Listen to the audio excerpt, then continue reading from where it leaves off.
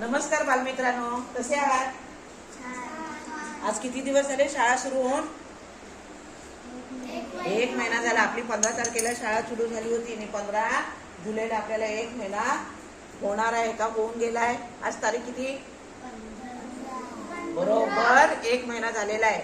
आणि आपण या 1 महिन्यामध्ये भव्य मराठीची कविता, त्याच्यानंतर सेतू वर्गाचा अभ्यास, त्याच्यामध्ये आपण तिसरीच्या अभ्यासक्रमाची उजळणी केलेली आहे. आज मी तुम्हाला स्कॉलरशिपला किंवा मंथनच्या परीक्षेला आपण जो अभ्यास घेतो त्याची थोडीशी ओळख करून देणार आहे. आपल्याकडे भरपूर अशी शैक्षणिक साहित्य आहे. आपल्याकडे गणितची पेटी आहे, इंग्रजीची पेटी आहे. आज मी इंग्रजीच्या पेटीतल्या साहित्याची तुम्हाला ओळख करून देणार आहे.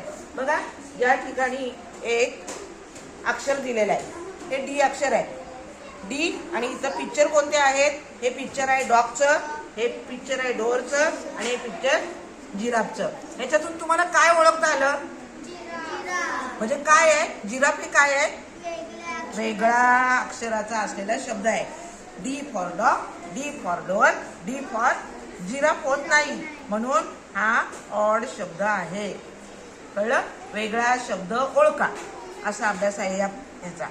आता या ठिकाणी ही पट्टी आहे. पहिला अक्षर आहे एल.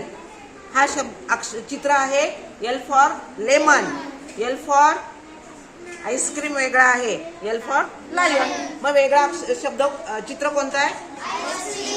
आईस्क्रीम. बघा, L for lemon, L for lion.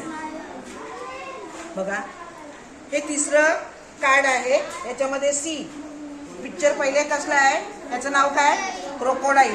हे आहे कॅरोट, हे आहे, पण याच्यामध्ये 3 अक्षरच आहे. C for crocodile, C for carrot, C for cat. याच्यामध्ये कोणतंही चित्र वेगळं नाही, सगळे समान चित्र आहेत. त्याच्यानंतर हे चित्र आहे. याच्यामध्ये या पट्टीमध्ये टीथ, टेबल, लोटस. याच्यामध्ये वेगळं कोणतं आहे? लोटस. लोटस हे वेगळं आहे. म्हणजे आता तुम्हाला असेच प्रश्न आपल्याला बुद्धिमापन चाचणी, 4थीची स्कॉलरशिप आणि मंथनच्या परीक्षेमध्ये हे येत असतात. वेगळेपणा हे शिकवण्याची गोष्ट नाहीये, ती आपल्याला नेहमी निरीक्षणातून समजली पाहिजे. आम्ही वर्गामध्ये एखादा मुलगा मस्ती करत असेल तर आपण सांगतो हा मस्ती करतोय,